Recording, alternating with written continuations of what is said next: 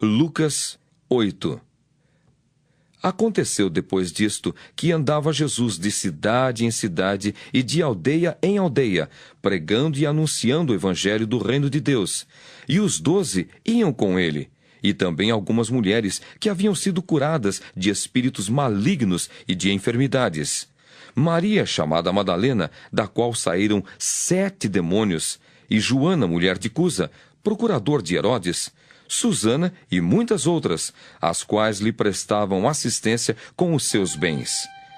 Afluindo uma grande multidão e vindo ter com ele gente de todas as cidades, disse Jesus por parábola: Eis que o semeador saiu a semear.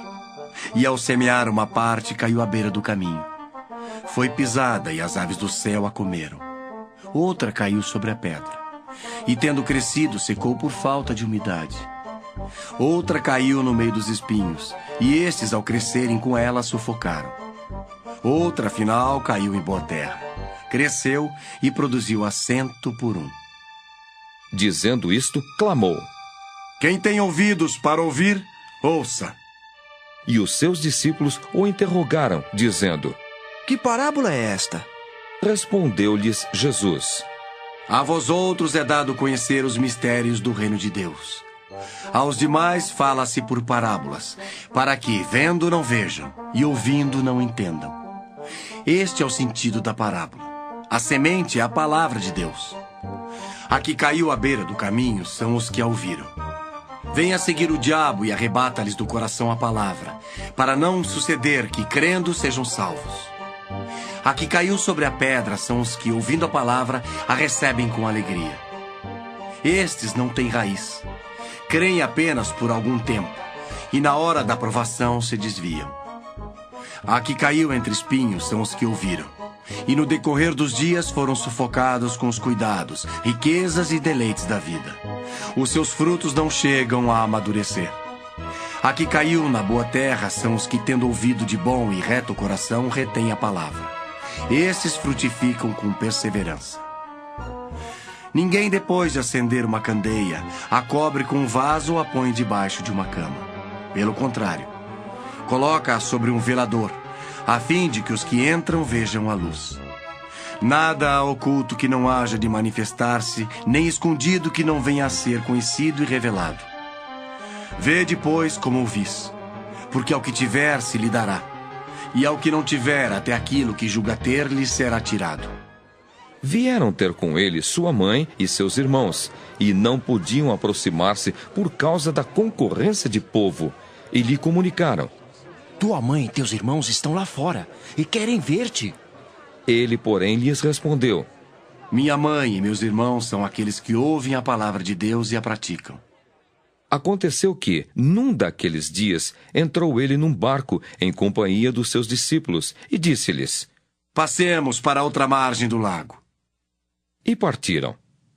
Enquanto navegavam, ele adormeceu, e sobreveio uma tempestade de vento no lago, correndo eles o perigo de sossobrar. Chegando-se a ele, despertaram-no, dizendo: Mestre, estamos perecendo. Despertando-se Jesus, repreendeu o vento e a fúria da água. Tudo cessou e veio a bonança. Então lhes disse: Onde está a vossa fé? Eles, possuídos de temor e admiração, diziam uns aos outros: Quem é este que até aos ventos e às ondas repreende e lhe obedecem? Então rumaram para a terra dos Gerazenos, fronteira da Galileia. Logo ao desembarcar, veio da cidade ao seu encontro um homem possesso de demônios, que havia muito não se vestia, nem habitava em casa alguma, porém vivia nos sepulcros. E quando viu a Jesus, prostrou-se diante dele, exclamando e dizendo em alta voz: Que tenho eu contigo, Jesus, Filho do Deus Altíssimo? Rogo-te que não me atormentes. Porque Jesus ordenara ao espírito imundo que saísse do homem, pois muitas vezes se apoderara dele. E embora procurassem conservá-lo preso com cadeias e grilhões, tudo despedaçava e era impelido pelo demônio para o deserto. Perguntou-lhe Jesus. Qual é o teu nome? Respondeu ele, Legião. porque tinham entrado nele muitos demônios. Rogavam-lhe que não os mandasse sair para o abismo. Ora, andava ali, pastando no monte, uma grande manada de porcos. Rogaram-lhe que lhes permitisse entrar naqueles porcos. E Jesus o permitiu. Tendo os demônios saído do homem, entraram nos porcos, e a manada precipitou-se despenhadeiro abaixo para dentro do lago e se afogou. Os porqueiros, vendo o que acontecera, fugiram e foram anunciá-lo na cidade e pelos campos. Então saiu o povo para ver o que se passara e foram ter com Jesus. De fato, acharam um homem de quem saíram os demônios, vestido em perfeito juízo, assentado aos pés de Jesus, e ficaram dominados de terror. E algumas pessoas que tinham presenciado os fatos contaram-lhes também como fora salvo o endemoninhado. Todo o povo da circunvizinhança dos Gerazenos rogou-lhe que se retirasse deles, pois estavam possuídos de grande medo. E Jesus, tomando de novo o barco, voltou. O homem de quem tinham saído os demônios rogou-lhe que o deixasse estar com ele.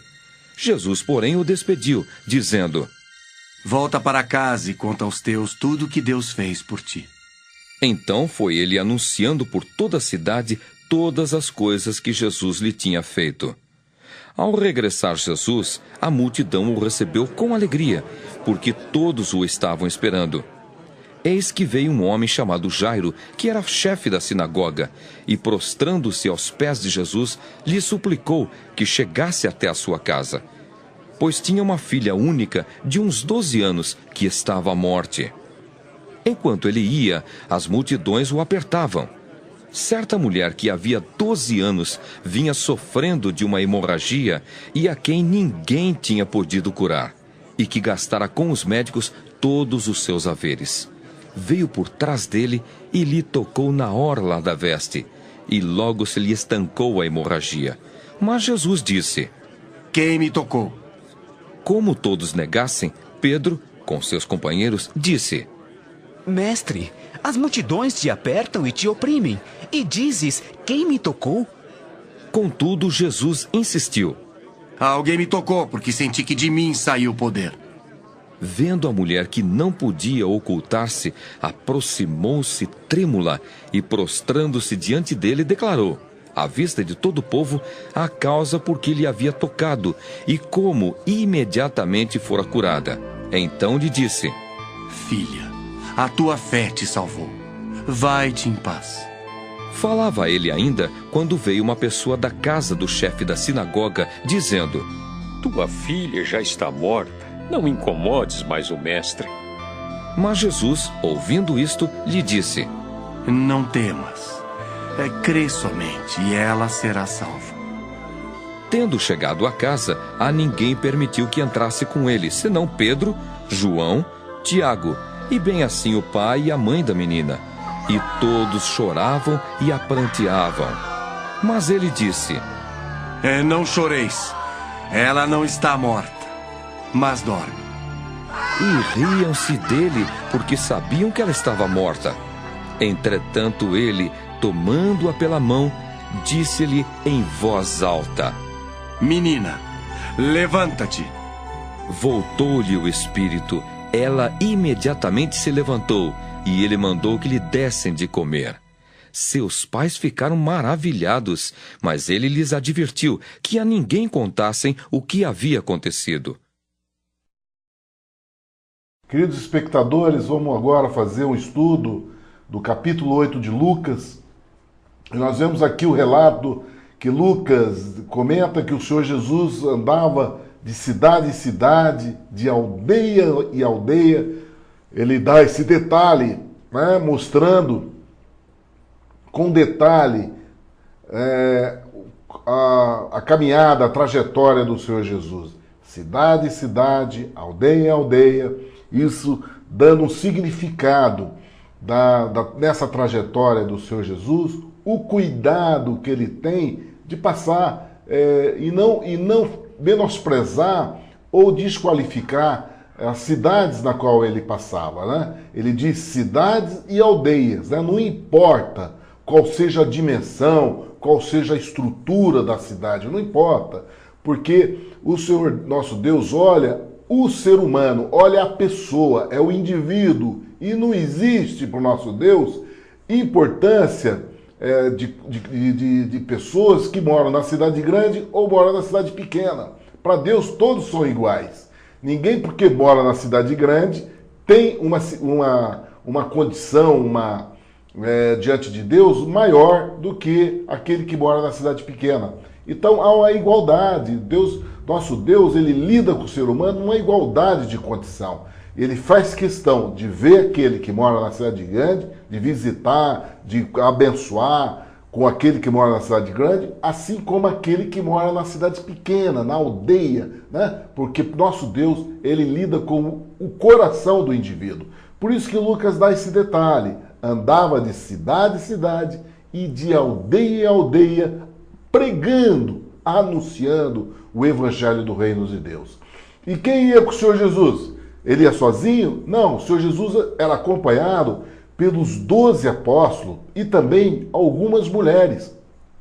E aqui Lucas dá o detalhe dessas pessoas, né, que iam com o Senhor Jesus. Então ele fala de Maria, chamada Madalena, da qual saíram 7 demônios. Querido, olha quem é que seguiu o Senhor Jesus.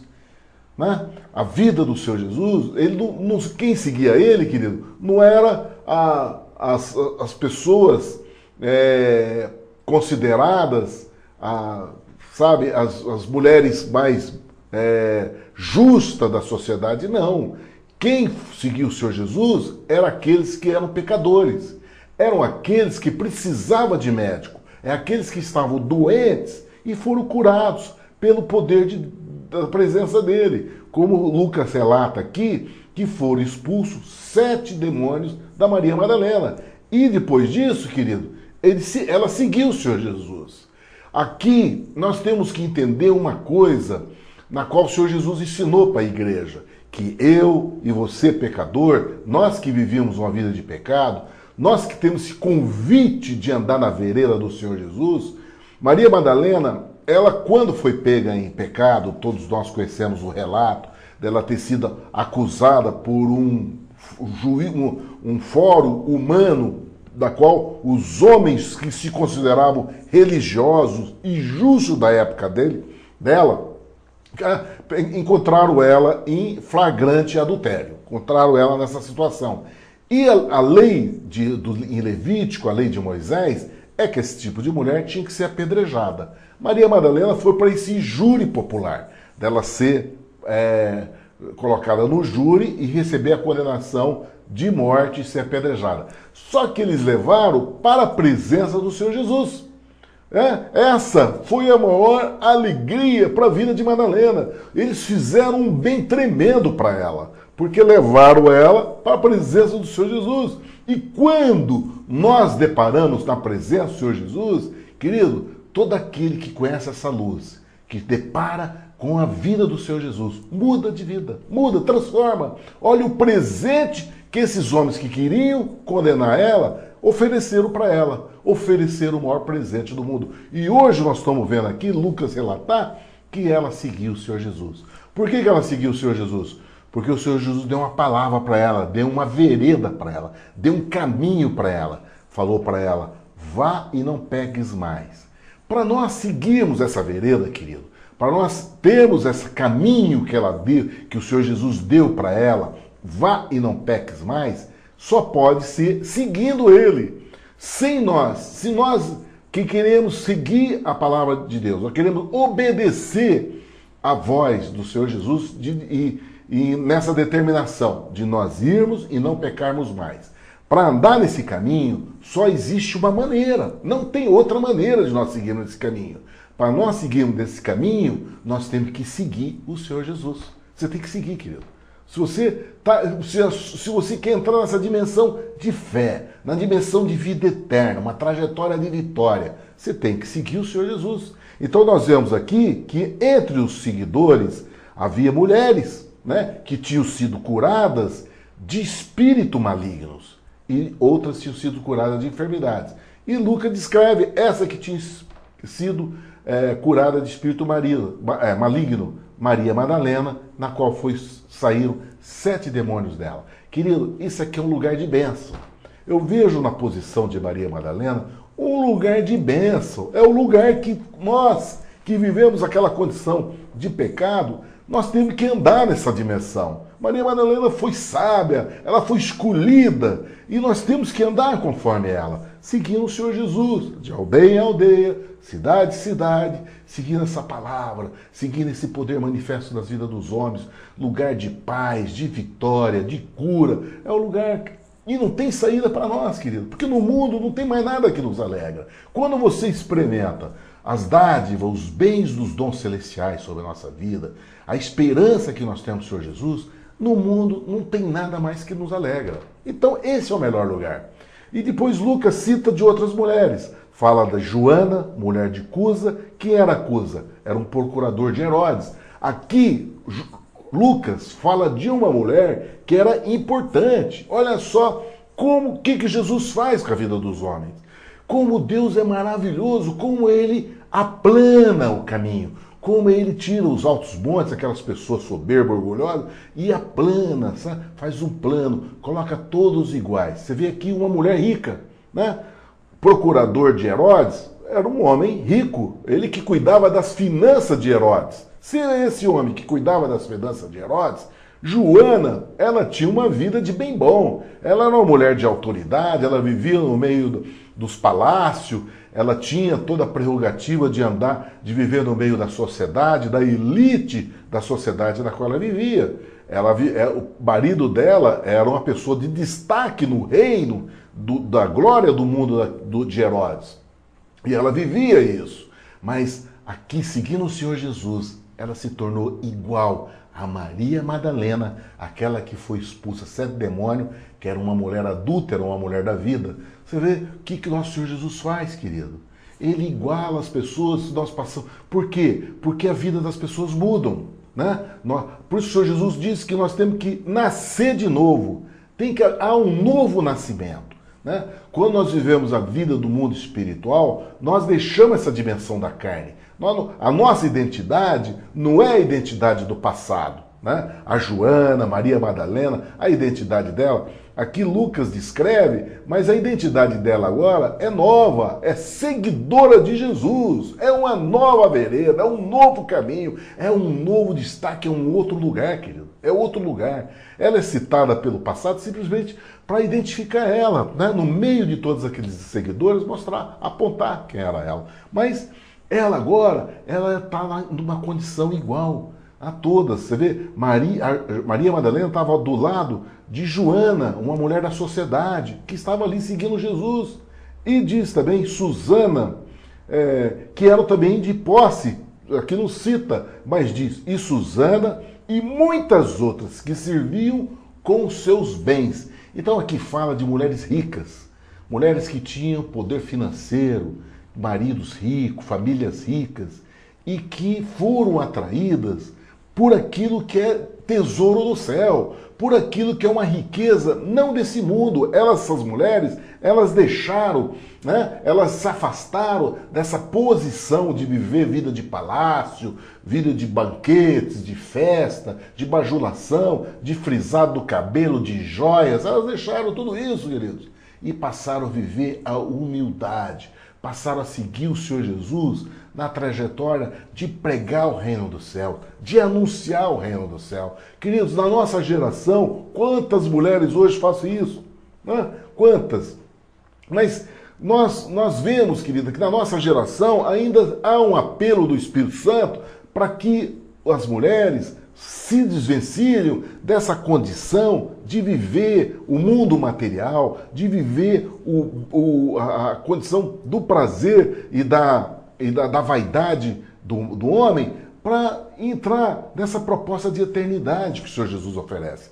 Porque em seguida que o Senhor Jesus fala isso, ele dá um ensino tremendo.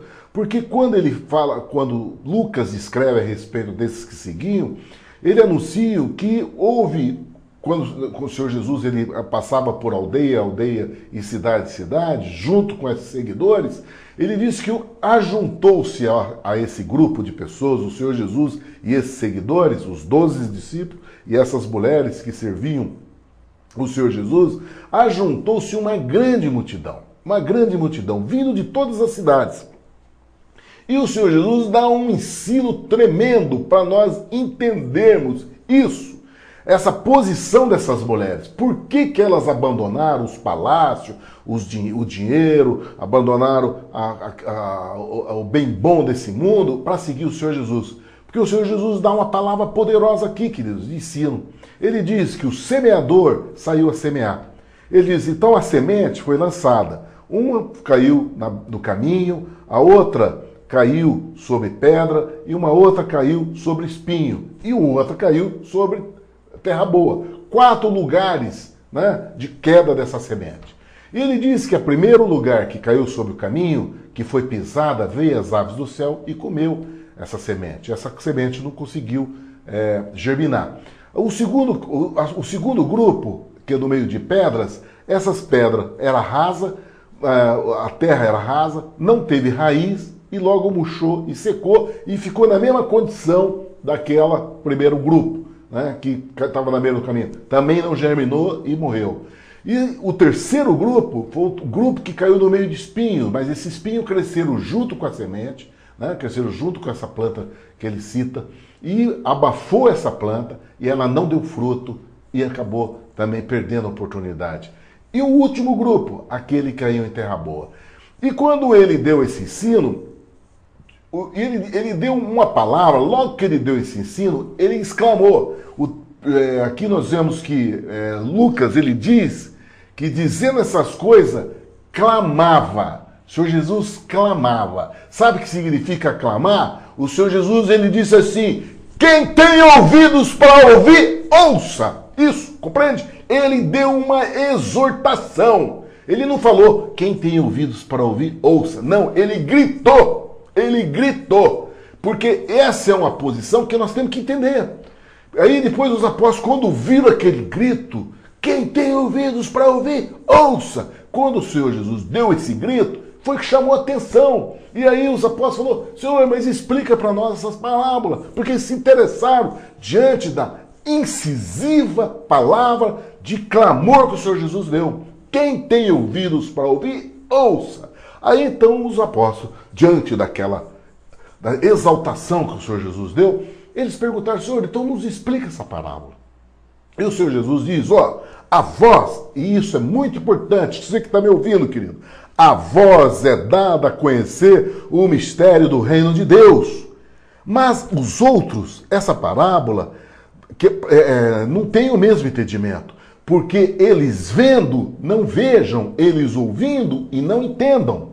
Por isso que no meio evangélico, pessoas costumam muito falar, mistério, esse é um mistério, porque em mistério, querido, o mistério é isso aqui. O mistério é você reconhecer o Senhor Jesus, não tem mistério de palavra não. O mistério é essa palavra revelada no nosso coração, é o Senhor Jesus no teu coração. Esse é o mistério, é a palavra revelada no seu coração. Por isso o Senhor Jesus diz, a voz dada é conhecer o mistério. Qual que é o mistério? É essa palavra revelada no teu coração. Não é falar em línguas, porque isso é dom do Espírito. Não é falar da voz de profecias. Isso aí, a palavra profética, principalmente da nossa geração, que está existindo muito falso profeta. O que é falso profeta, querido? É aquela palavra que nunca se cumpre. Eles dão a palavra, você vai ser um vencedor, que Deus vai te abençoar, e você não consegue entender isso, porque não acontece isso na tua vida. Porque isso é falsa profecia. A verdadeira profecia, querido, é aquilo que está escrito na palavra de Deus. Que para você orar e vigiar, para você ter cautela, para você ter cuidado no seu mundo, compreende? Para você cuidar a cada dia. O homem tem que cuidar a cada dia, porque cada dia tem o seu mal. E você está cuidando de cada dia. Cada passo que você tem que dar. Essa é a revelação, é o mistério, é a profecia que é dado para nós, querido. De nós cuidarmos a cada dia. E nós estamos vigiando. O Senhor Jesus diz, esteja vigilante, porque nós não sabemos qual o dia ou a hora que ele vai voltar ou que nós vamos ser chamados. E nós não sabemos qual o dia ou a hora. Então, que a palavra que nós temos de bênção, de prosperidade, de vida com Deus, é uma vida de oração contrita, quietinha e fugindo do mal. O Senhor Jesus diz que, em Tiago diz que a verdadeira religião é aquele de você não se manter contaminado do mundo, você não se contaminar com o mundo. E você tem e você poder dar esmola para os órfãos e viúvas. O que significa isso, querido? A verdadeira religião é você não se contaminar com o mundo, não se misturar com o mundo e ser uma pessoa de amor ao próximo, de socorrer teu próximo. Essa é a religião. Não é essas histórias de mistério que estão sendo anunciadas por esses falsos profetas que estão se colocando nas igrejas dando palavra de conforto, de poder de transformação, de vida vitoriosa, de prosperidade, quando a única vitória que nós temos garantida na palavra de Deus, querido, é a vitória em Cristo Jesus. É Jesus no teu coração, te abençoando em todo o seu caminho. É essa vitória que nós temos garantida, querido, como profecia sobre nossas vidas.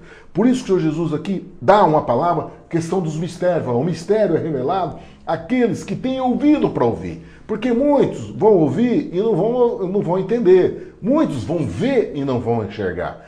E aí ele diz, a semente é a palavra de Deus. Essa é a semente, querido. E essa palavra de Deus, ela é dada a 4 tipos de pessoas. 4 tipos de pessoas. Um que é considerado beira do caminho. Esse aí ouve a palavra, mas a palavra entra para um ouvido e sai pelo outro. Por quê? O diabo rouba essa palavra e a pessoa não fica com essa palavra no coração. Entra para o ouvido e sai para o outro. A palavra não vai para o coração. E quando não vai para o coração, não é salva a pessoa. Porque é com o coração que se crê. A palavra da fé, lá em Romanos, diz assim, com o coração se crê. Não é com o ouvido. Não basta ouvir. Você crê no coração.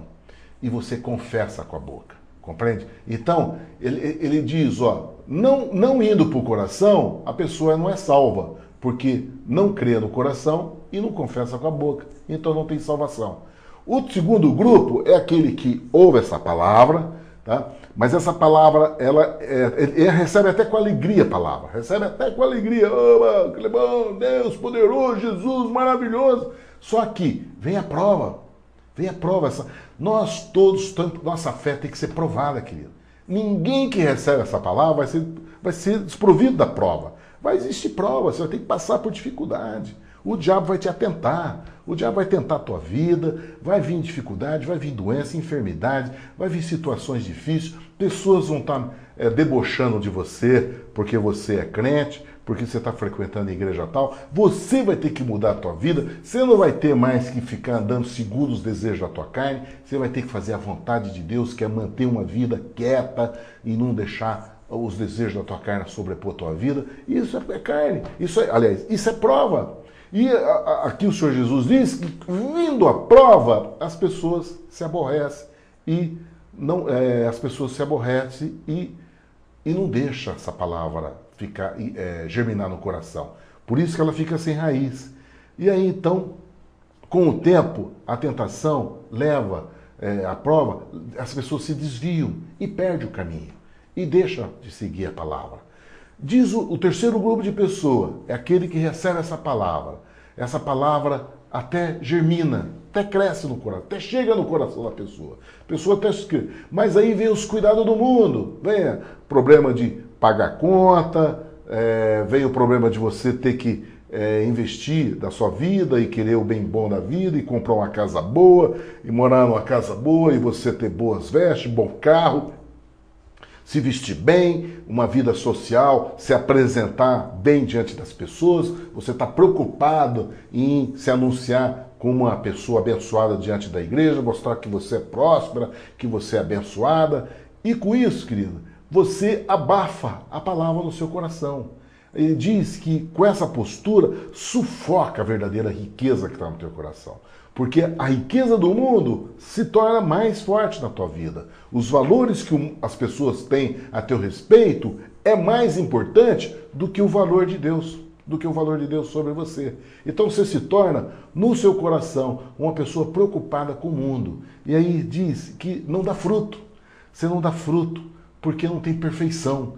Né? Você não dá fruto daquilo que o Senhor Jesus quer para a sua vida. Você não consegue ouvir a voz do Senhor Jesus no teu coração. Porque você vive em função do que as pessoas pensam a teu respeito, do que você quer ser agradável às pessoas, entendeu? O ser humano. E com isso você deixa de dar fruto. Esse é o terceiro grupo, querido. E agora existe um grupo que ele diz que é um grupo de terra boa. Esse grupo de terra boa, essa semente vai cair e vai germinar e vai dar frutos 100 vezes. Fruto, em outros textos, fala frutos de 30, frutos de 60 e frutos de 100 vezes. E esse que tem, ele diz que aqui, que terra boa, Lucas dá ele dá uma palavra a respeito disso, de que é essa terra boa. Ele descreve essa terra boa da seguinte maneira: ele diz que, ouvindo a palavra, conservam em coração honesto, bom e dão fruto com perseverança. Então, queridos, para você ser terra boa, você tem que receber essa palavra num coração honesto, bom, recebendo a bondade de Deus e você poder exercer essa bondade diante das pessoas e você perseverar nela. Porque o grande problema da vida das pessoas é esquecer que para nós vivermos o reino do céu, para nós vivermos essa palavra, nós temos que ter perseverança, querido. Esse é o segredo, é a perseverança. Porque os frutos é consequência disso, da perseverança. E você, tendo essa perseverança, é que você vai dar bom fruto. Por isso, vou dar bons frutos com a perseverança. Esse é o segredo da boa terra. É a perseverança e você manter essa palavra num coração bom e honesto. Coração bom é aquele coração que não tem malícia, aquele coração que não tem maldade, que recebe essa palavra sem malícia. Por isso que o Senhor Jesus diz que nós temos que receber o reino de Deus como criança.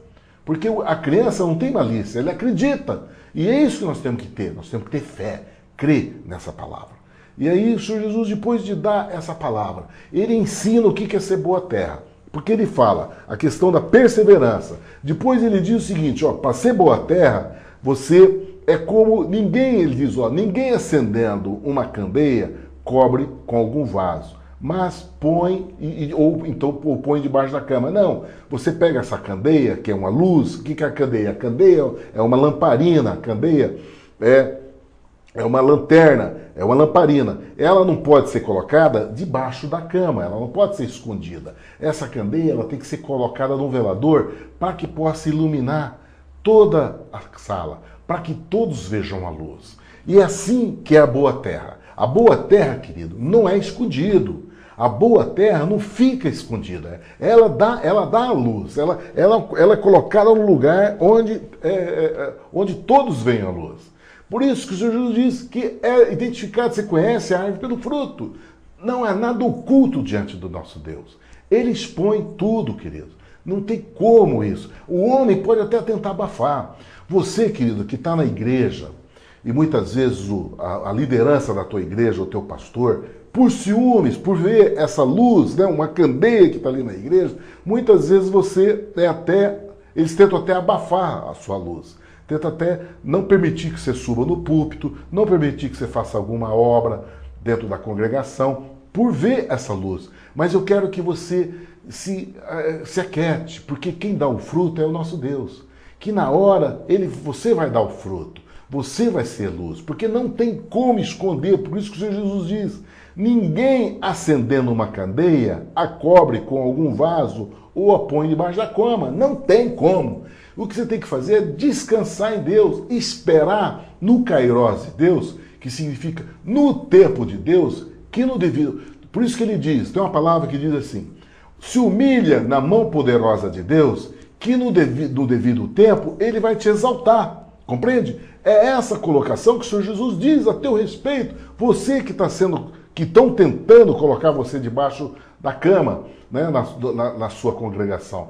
Mas a palavra para você, querido: submeta com humildade a mão poderosa de Deus, que no devido tempo ele vai te exaltar. Porque não tem como, o Senhor Jesus diz, ninguém pode esconder. Não tem como. Na hora de Deus você vai se posicionar na mão de Deus. Por isso que nós temos que descansar nele, porque não tem como isso.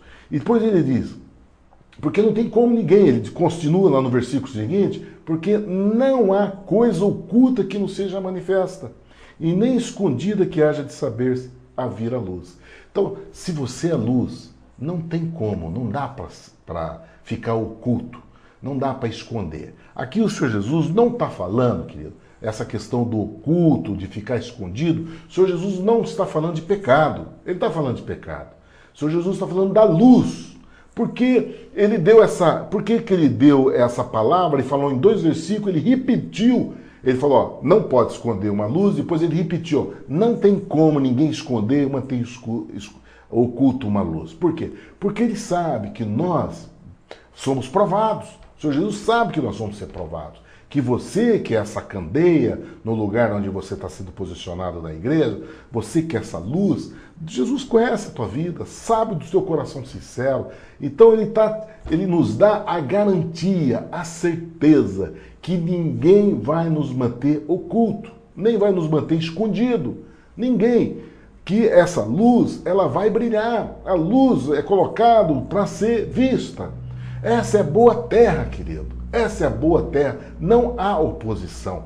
Mesmo que haja uma oposição em breve período, mas você descansa em Deus, que no tempo Ele vai abrir essa porta para você. E muitas vezes, quando Deus abre essa porta, querido, ai daqueles que tocaram no ungido de Deus. Ai daqueles que tocaram o seu ungido.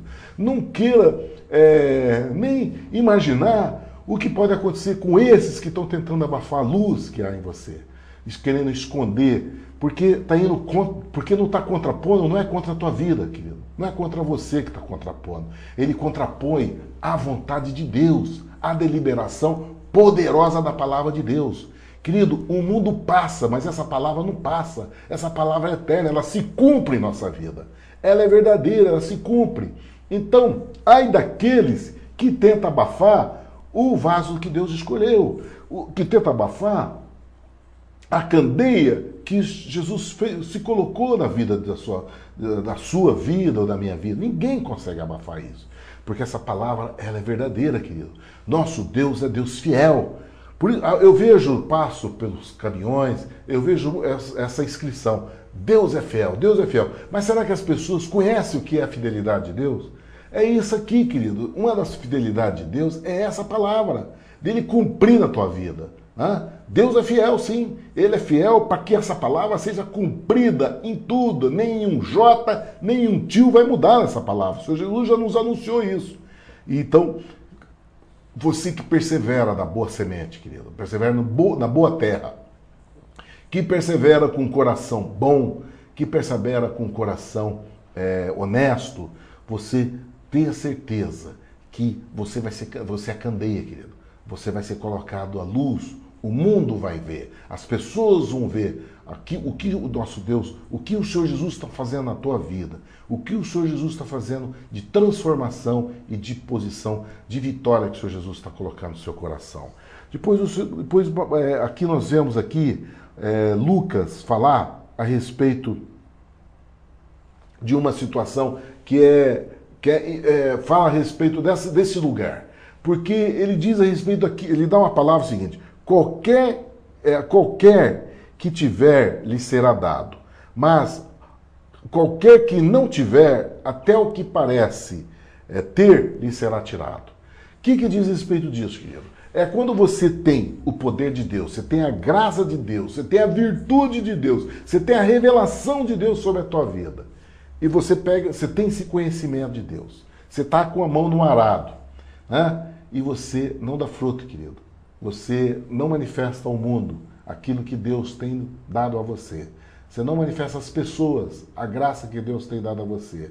Ele diz que ele vai considerar isso, aquele que tiver, aquele que lhe será dado, e qualquer que não tiver, até o que significa o seguinte: se você não oferecer, querido, é como você não tivesse. Você tem, Deus tem dado graça para você. Deus tem dado um ministério para você. Você tem esse ministério. Você tem essa posição em Jesus. Mas você demonstra para as pessoas como você não tivesse. Como você não tivesse. E o Senhor Jesus diz: até aquilo que parece vai ser tirado de você. Tudo vai ser tirado. Então, não queira esse lugar, querido. Não queira. Se Deus te escolheu para você ser candeia, não abra mão dessa posição. Não fuja desse lugar. Porque você foi um escolhido, Deus conhece. Ele sabe do teu valor, sabe do teu potencial. Ele sabe. Então, não faça como aquela figueira que secou. Porque Jesus foi buscar o fruto sobrenatural dela. E ela não quis dar para o Senhor Jesus o fruto. É disso que o Senhor Jesus está falando aqui, querido. De você ter, Jesus oferecendo o poder sobrenatural dele para você. E você nega isso. Você não vai oferecer. Então o Senhor Jesus diz, até aquilo que você teria, naturalmente, vai ser tirado. Por isso que a figueira seca. E muitos, queridos, de nós estão perdendo. Perde a vida, perde família, perde lugar, leva prejuízos, acidente, doenças, enfermidade, câncer, por causa dessa posição. Entendeu? Porque Jesus ofereceu a ele o conhecimento desse dom celestial, dessa dádiva que veio do céu. E ele, por egoísmo, tá? Ou por mesmo achar que não tem, por falta de fé e achar que não vai dar, né? Por não querer considerar o que tem, o Senhor Jesus acaba tirando. Então é uma palavra incisiva, querido. Nosso Deus é poderoso. Nós estamos lidando com o reino dos céus, querido. O reino do céu não é reino desse mundo. Não é a palavra de tapinha nas costas. Não, o reino do céu, querido, é um reino de atitude. É um reino de esforço. É um reino de perseverança. É um reino de luta. Não é para tímido, não é para covarde, não é para fraco. Não, o reino de Deus não é para esses não, querido. Deus escolheu os humildes desse mundo de coração contrito. Humilde, mas não significa que seja covarde, que seja tímido e que seja frouxo. Não, querido. Humilde de coração significa que não tem vaidade em si mesmo. O nosso orgulho está no poder de Deus em nossa vida. O nosso orgulho está na glória de Deus manifesta em nossas vidas, não em nós mesmos. Esse é o coração contrito e humilde. Pobre de espírito, no sentido de não queremos envaidecer sobre nós mesmos. Mas isso não é sinônimo de fraqueza, não é sinônimo de timidez, não é sinônimo de covarde. Compreende ser covarde? Não. No reino dos céus, esses não entram no reino de Deus. Os covardes não entram no reino de Deus. O covarde é considerado, assim como o tímido, é considerado igual um adúltero, igual um assassino, igual uma prostituta. É a mesma maldade, porque não reconhece o poder de Deus sobre a vida dele. Não reconhece, não tem fé no poder de Deus sobre a vida dele. Não tem fé nessa palavra transformadora, curadora, poderosa, no nome poderoso que está sobre todo nome, o nome do Senhor Jesus. Por isso que não há como não ter ousadia, querido. Não tem como. Porque nós não fazemos parte daquele time de pessoas que tem a falsa aparência de ser humilde. Compreende? Falsa aparência de humildade, que na realidade não é humildade, é falta de ousadia, é falta de perseverança no poder de Deus sobre a vida dele, de anunciar com intrepidez essa palavra. E se posiciona, sabe, dentro dessa posição que o Senhor Jesus diz aqui, qualquer que tiver lhe será dado, e a qualquer que não tiver, até o que parece ter, lhe será tirado. Compreende? É esse lugar que eu não quero e que eu gostaria que você entendesse para você não querer esse lugar. Porque é negar o poder do Senhor Jesus sobre a tua vida. É negar o poder de Deus sobre a tua vida. Queridos, e nessa circunstância, o Senhor Jesus estava dando esse ensino.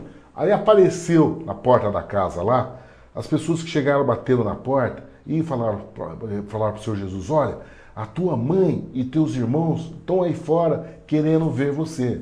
O Senhor Jesus falou, olha, olhou para eles e falou, olha, mas minha mãe e meus irmãos são aqueles que ouvem a palavra de Deus e a executam. Compreende? Esse é o irmão, essa é a mãe do Senhor Jesus, essa é a família do Senhor Jesus. Querido, nós temos essa chamada de nós fazermos parte da família de Deus. Nós fazemos parte da família do Senhor Jesus. Isso é poderoso, querido. E essa chamada de nós fazermos parte, não é por consanguinidade, não é por herança de genes e de genética, não é pelo nível da carne, não é, porque nós nascemos de novo, nós nascemos no Espírito de Deus, nós nascemos nessa palavra de Deus. E Jesus Cristo, ele é o verbo de Deus, ele é a palavra, Ele é a palavra. E se nós que nascemos nessa palavra, nós temos essa ligação com Ele como de família. Nós somos gerados por essa palavra. Por isso que nós somos da família do Senhor Jesus. Mãe e irmão e irmã. Isso é muito importante para nós. Porque nós temos que entender quem são nossos parentes, querido. Qual é a pessoa que o Senhor Jesus diz que nós temos que orar pelos nossos parentes. Então, quem são os nossos parentes hoje? Parente é aquele que está do seu lado, que confessa a mesma fé, que conhece a palavra de Deus e que obedece a palavra de Deus, que executa. Porque não basta ouvir a palavra de Deus. Como nós vimos, tem 4 tipos de terrenos. Todos eles ouviram o semeador. Tem 4 tipos de pessoas. Né? Tem aqueles que ouvem, mas entra por um ouvido e sai por outro. Existe aquele que ouve, mas quando vem a prova, já não é mais crente. Existe outro que é crente, mas está com um pé no mundo e outro na igreja, que é aquele que está no meio de espinho. Não quer perder a vaidade do mundo, não quer perder o bem bom do mundo, o deleite da carne, mas está lá sempre ouvindo a palavra de Deus na Bíblia. Nos domingos vai na igreja, geralmente são os domingueiros, que só vai na igreja no domingo. Então é o terceiro grupo. Mas o Senhor Jesus está anunciando de um 4º grupo, que é o chamado da família dele, que é aquele que é a boa terra. Esse é que ouve a palavra e executa a palavra de Deus. É a família do Senhor Jesus. Queridos, em seguida desses ensinamentos, o Senhor Jesus fez um gesto poderoso, querido. Porque ele estava ali, multidão, nós vimos um anúncio ali, que havia uma multidão com ele. E nessa multidão tinha os 12 apóstolos e tinha as mulheres, né? Aquelas mulheres ricas que deixaram os palácios para receber o tesouro do céu e por estar com essa semente, essa palavra no coração dela, considerada como terra boa, candeia, luz, era luz, candeia sobre aquela geração. E aí então o Senhor Jesus deixou esse povo, deixou toda essa multidão para seguir uma jornada maravilhosa, querido, que me encanta tremendamente essa jornada, porque ele deixou essa multidão, ele falou, em um dia, Lucas diz assim, e aconteceu que naqueles dias, num daqueles dias, ele pegou um barco, chamou seus discípulos e passou para o outro lado. Ele, lá para esse outro lado, quando ele estava caminhando para esse outro lado, ele passou a noite navegando. Ele adormeceu, né, enquanto que ele estava viajando nesse barco, ele ia para um outro lado. Quando ele adormeceu no barco, houve uma tempestade e um vento forte que abateu o barco, e a água entrava no barco já como se fosse afundar. Eles estavam já em perigo, né? Lucas cita como estavam em perigo. E o barco já estava pronto para naufragar, né? A quantidade de água que entrava no barco. E o Senhor Jesus dormindo no barco. E aí, então, o que aconteceu? Os apóstolos ficaram desesperados e foram lá acordar ele. Mestre, não importa que nós vamos perecer, né?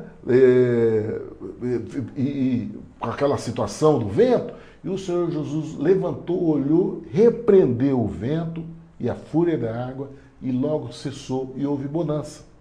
E há muitas discussões, muitas pregações a respeito dessa bonança que o Senhor Jesus traz para o nosso barco, né? Nós que estamos na direção. Mas o que eu quero dar conotação aqui, queridos, que o Senhor Jesus ele dá bonança em toda circunstância da nossa vida. Não importa qual seja a prova que você esteja passando. Mas o que eu quero chamar a atenção, porque o Senhor Jesus vira para eles e fala, olha, por que vocês estão assim? Vocês não têm fé? Qual é a dimensão que o Senhor Jesus está falando? Porque nossa fé, querido, não é simplesmente, nossa fé, ela não é colocada simplesmente para nos garantir a vida eterna. Não é para você viver o céu. Não é só para isso. Viver o céu é a coroa, querido. Isso é Deus que vai dar. Compreende? É a nossa coroa, a salvação da nossa vida. É Ele que vai dar. O que nós temos que entender é que a palavra da fé para nós tem que ser em circunstâncias que nós vivemos na nossa rotina, no nosso dia a dia. O Senhor Jesus deu uma demonstração dele gerar bonança a nível de temporal, de temporal e de naufrágio de barco, quer dizer, falando a respeito do tempo. Mas a vida toda dele foi impor a mão sobre os enfermos e eles serem curados. e determinar sobre vida de morte, as pessoas serem ressurretas. Então, a dimensão da fé está em toda circunstância, tudo na tua vida. Compreende? Está em chuva, na dificuldade que você tem, às vezes você acordar mal-humorado, você tem que repreender esse mal para que a alegria do Senhor chegue na sua vida, de pessoas chegarem trazer notícia ruim para você, para atingir teu coração. Logo de manhã que você acorda, já recebe uma palavra atravessada do marido, da esposa, ou de alguma pessoa do trabalho. Você já tem que terminar, querido. O Senhor Jesus oferece vida abundante para você agora. Nós temos que andar na dimensão da fé, em toda circunstância. A palavra sobre nossas vidas é que o justo viverá pela fé. O que é viver pela fé? É você, em todo lugar que você estiver, você tem que andar na dimensão da fé. Aquilo que não existe, aquilo que não aconteceu, você vai declarar com fé para acontecer, para que seja real na tua vida. Então, seja com doença, seja com tribulação, seja com meteção de pau, seja com notícias ruins, seja com tempo ruim, seja com chuva, com trovoada, seja com dificuldade financeira, falta de comida na geladeira, falta de comida na mesa, notícia ruim do jornal, notícia ruim do governo, notícia ruim de hospital, de pessoas que estão enfermas. Não importa qual seja o temporal que está acontecendo na tua vida, não importa, querido. Nossa vida tem que ser na fé. E o que é fé? A fé é o firme fundamento das coisas que não se viu, que você ainda não tem. E você trazer para a existência isso. Você trazer como? Orando, dando uma palavra de vitória, com a autoridade do nome de Jesus, você expulsando espírito maligno que estão querendo trazer coisa ruim para a sua vida. É essa dimensão de bonança. Por isso o Senhor Jesus chamou a atenção. Onde é que está a vossa fé? Né? Onde é que está a vossa fé? E quando porque se você não andar dessa maneira, o Senhor Jesus, há uma palavra que diz o seguinte: o justo viverá pela fé. E se você não viver da fé, você está pecando. É pecado. Por quê? Nós estamos numa dimensão poderosa, querido. O Senhor Jesus nos colocou num lugar vitorioso. Não tem como abafar isso, como nós vimos lá, a palavra que essa luz não pode ser apagada. Não tem como apagar. Agora, você tem que ter uma postura de vitória no nome de Jesus. Você tem que se posicionar em fé. É isso que o Senhor Jesus está chamando a atenção. Agora, por que aconteceu tudo isso? O Senhor Jesus saiu, deixou aquela multidão, pegou o barco, atravessou essa tempestade, deu-nos um tremendo exemplo como é que nós posicionamos diante das dificuldades do mundo.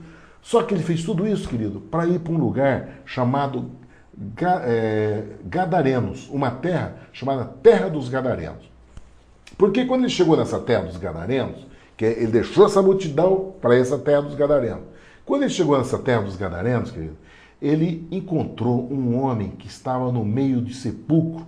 Esse homem era possesso de demônio e não andava vestido e não habitava em casa, mas sim em sepulcros.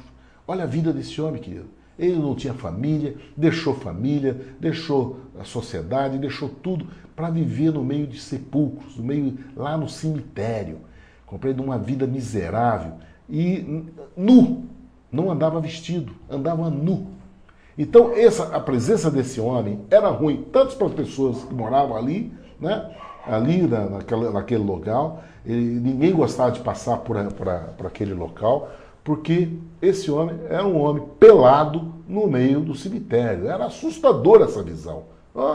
É assustador. Imagine você, um homem sem banho, sem nada, pelado, sem barba, todo peludo, no meio do cemitério. Compreende? Que já é um lugar sinistro. Esse homem se posicionava nesse lugar. E o Senhor Jesus, querido, estava do outro lado. Ele estava lá na Galileia, de frente. Né? Aqui,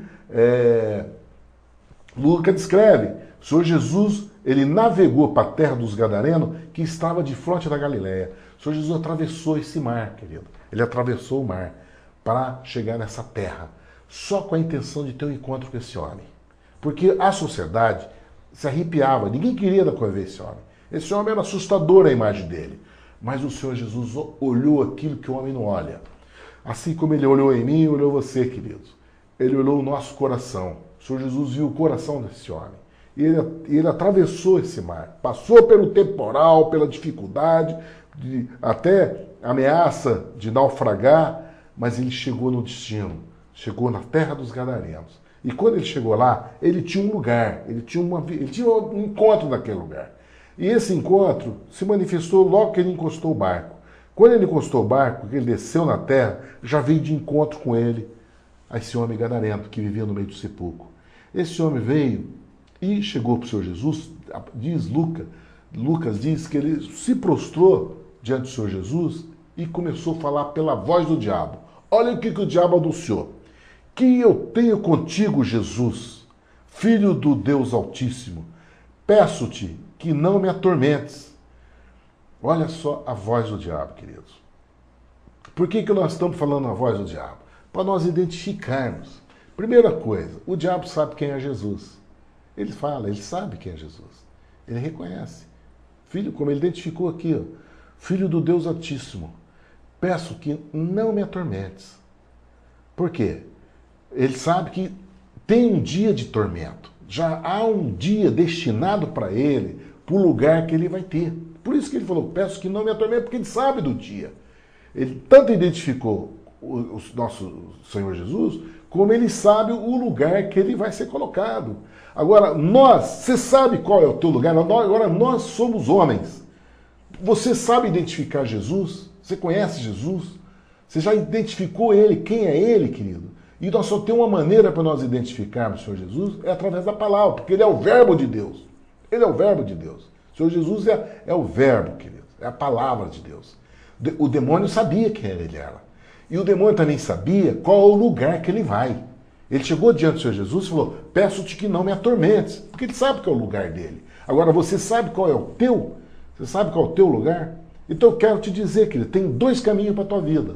Ou você crê no Senhor Jesus e vai viver uma vida eterna com ele, ou você vai, se você não crê, você vai viver para o lugar onde esse demônio anunciou. Peço que não me atormentes, porque esse lugar que o demônio vai. E todos aqueles que não creem no Senhor Jesus, vai para esse lugar de tormento.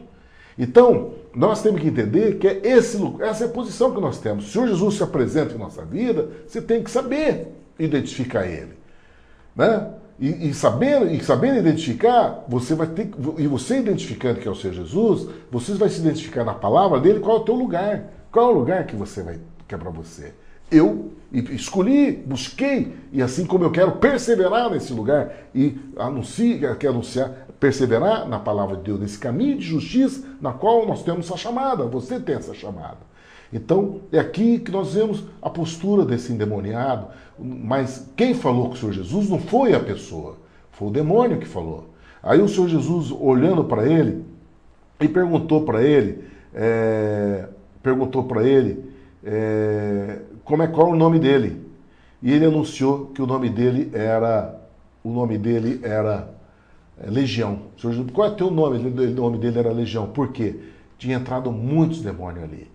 Quando o Senhor Jesus, ele viu, que ele se identificou, que o Senhor Jesus olhou ele e falou, qual é o teu nome? Falou, Legião. Houve uma identificação lá, logo, o demônio sabia que ele estava num lugar que não era para ele. Ele sabia disso. Porque ele sabia que ele era ladrão ali naquela vida. Deus já estava na vida daquele homem. Ele não tinha mais o que fazer ali. Os dias dele ali acabou naquela casa, né? Que da casa seria a vida daquele homem. Por isso que o demônio, imediatamente, quando ele falou, já me descobriu, pediu para Jesus, rogando para Jesus, para que entrasse nos porcos, que estavam ali, uma criação de porcos. Compreende? Tinha ali uma criação de porcos. E o Senhor Jesus permitiu que aqueles demônios fossem para os porcos. E aqueles demônios foram para os porcos, e os porcos caíram numa ribanceira e caiu no mar, e todos eles morreram.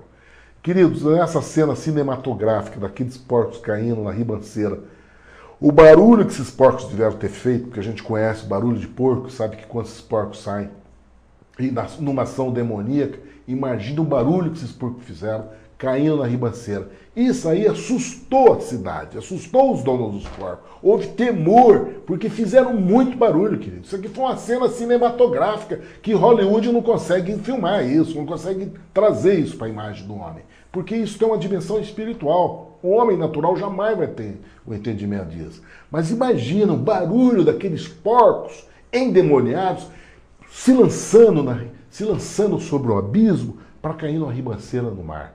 Querido, esse é um barulho que fez um alvoroço, que a cidade toda foi ter lá com aquele, ficaram sabendo daquilo, porque os porqueiros, aqueles que estavam guardando ali os porcos, saíram correndo para a cidade, tal era o susto que fizeram. E esse barulho, toda a multidão da terra, diz aqui, e toda a multidão da terra, dos gadarenos ao redor, foram ter com Jesus. Todos eles foram ter com Jesus. E chegaram lá, encontraram aquele homem endemoniado que estava salvo, sentado com o Senhor Jesus conversando. E esses homens chegaram e ficaram sabendo o que aconteceu, porque viram o barulho, foram lá e ficaram sabendo. Não, foi os porcos aí na ribanceira, aquele homem lá estava endemoniado, os demônios, que ele ficou sabendo dos relatos. Mas eles estavam tão cheios de temor, aqueles homens de gadarenos, que eles não conseguiram, querido, identificar, eles não conseguiram entender quem é o Senhor Jesus. Que eles ficaram assustados, cheios de temor por aquilo que aconteceu, e aí pediram então para o Senhor Jesus retirar da terra deles. Porque na visão deles, o que eles estavam ali, a visão que eles tinham, é do terror, do barulho que os porcos fizeram para cair no abismo. Eles não conseguiram entender a salvação que o Senhor Jesus representava para a vida dos homens. Eles não conseguiram entender. Os olhos dele estavam pasmo diante do terror e do grande temor que Lucas diz. Estavam possuídos de grande temor e rogaram ao Senhor Jesus para ser retirado da terra. E aí, querido, o Senhor Jesus pegou o barco e voltou novamente para Galiléia. Ele passou todo esse trajeto com tempestade, chegar naquela terra, só para salvar esse homem. Por isso que ele é o bom pastor, querido. O Senhor Jesus é aquele que deixa as 99 ovelhas que estão no aprisco para ir atrás da ovelha perdida. E a palavra diz que esse homem, ele quis seguir o Senhor Jesus. Ele rogou o Senhor Jesus para seguir ele. Ele queria ficar com o Senhor Jesus. Ele recebeu uma libertação tremenda. Mas ele, grato com aquela situação, feliz com aquela situação, dele estar liberto daquele agrilhão, daquela algema, daquela ação infernal do demônio sobre a vida dele. Ele queria seguir o Senhor Jesus. E aí o Senhor Jesus, entendendo isso, mas queria oferecer o melhor para ele. Queria oferecer o melhor para ele. E falou para ele, não, vá junto para sua casa, volte para tua casa e anuncie aos teus, para a família. Porque esse é o lugar que os homens, que é a felicidade dos homens, querido. Porque Deus fez o homem para viver em família. Deus fez o homem para ter uma companheira, ter uma família, ter filhos, né? Ter uma vida de paz. É esse lugar. Deus ofereceu o melhor, o Senhor Jesus ofereceu o melhor para ele. E ele então pôde voltar para a terra dele e lá está anunciando as grandes coisas que o Senhor Jesus fez por ele. Ele ser testemunho dessa libertação e pôde conviver com a família dele, a graça da presença do Senhor Jesus na vida do homem. Querido, eu quero aqui encerrar a primeira parte do capítulo 8 de Lucas, que é um estudo maravilhoso. E nós queremos continuar amanhã, se assim Deus nos permitir. Nós queremos fazer a segunda parte, já com a volta do Senhor Jesus para Galiléia, o reencontro com ele, com a multidão, e novamente nessa relação que o Senhor Jesus tem com o homem, com a multidão, vai existir as maravilhas, né? Vai existir o poder de Deus. E nós queremos estar trazendo essa revelação, estamos estudando essa palavra maravilhosa, com a presença do Espírito Santo, para que ele possa estar nos revelando, né, essas verdades na qual ele nos ensina para a nossa geração. Então eu quero fazer um convite, amanhã, segunda parte do capítulo 8 de Lucas, se assim Deus nos permitir.